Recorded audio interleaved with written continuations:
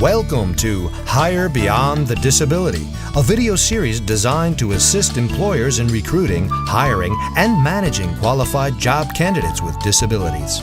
We encourage you to share our videos with others who may find this content helpful. Our program presenter is Victoria Mavis. She is a business owner, senior human resource professional, and an individual who has had a lifetime physical disability.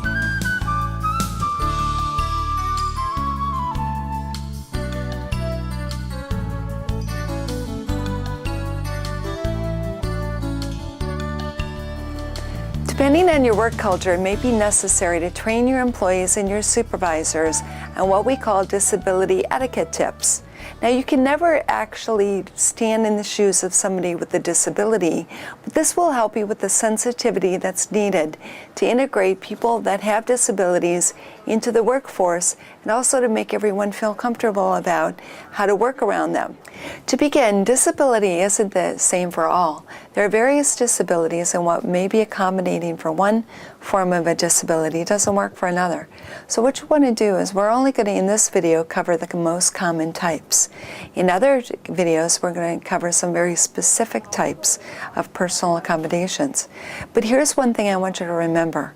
If you're ever unsure of how to act towards somebody with a disability, simply ask them, and they'll tell you what they prefer.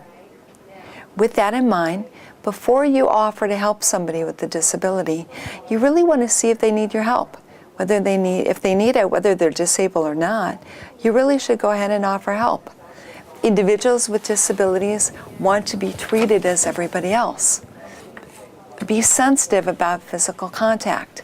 Some people with disabilities rely on their hands or their equipment for balance, and grabbing them suddenly could force them to rock off balance. Avoid touching a person in a wheelchair or with other walking devices. That is really part of their personal space, and they consider it such. Now, before you speak, think of what you say before you speak. Always speak to an individual with a disability, no matter what it is. Speak to them. Don't speak to their guide or their interpreter, but rather to them. Talk to a person with a disability as you would with anybody else, about the same kind of things. They have the same wants, needs, and desires as everybody else does. Respect their privacy. Although you may be curious about their disability, maybe that's not something they're ready to talk to you about. Because when they are ready to talk to you about it, they will. When it comes to what decisions you make, you should never make assumptions with somebody on what their limits are with their disability. Doing so could be an open violation of the Americans with Disabilities Act. People with disabilities are the best judge of what they're able to do. So if you're ever in a situation, rather than assume what they want to do or what they should do, be sure and ask them what to do. As far as if you have a facility and somebody with a disability makes a request for an accommodation, don't look at it as a complaint. Rather, look at it as a way that they're trying to use your services. If they get a positive response, they're going to come back and frequent your business again.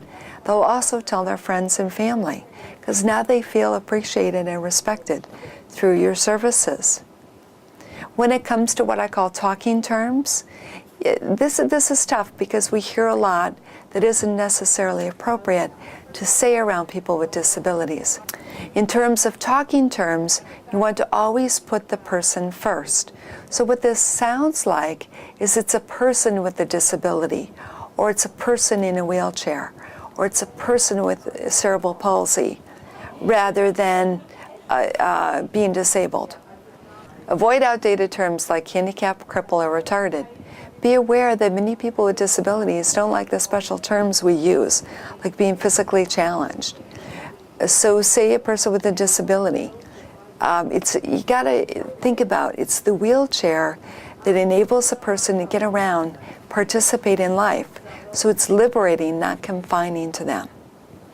With any disability, avoid negative and disempowering words like victim or sufferer. Many times you hear people say an AIDS victim. It's really a person with AIDS. The last thing when you think about your words that you want to keep in mind when making expressions is it's okay around maybe a blind person to say something like, "It was good to see you," or see you later, because they use those terms themselves in communication. That is the end of our general etiquette guidelines. Please watch the next video in this series for specific etiquette on people who use wheelchairs or other mobility devices, people who are blind, people with low vision, people who are deaf or have a hearing loss, people with speech disabilities, people with developmental disabilities, people with learning disabilities. We appreciate your time in watching our Hire Beyond the Disability video series, and we trust the information has helped prepare you to recruit, hire, and manage individuals with disabilities.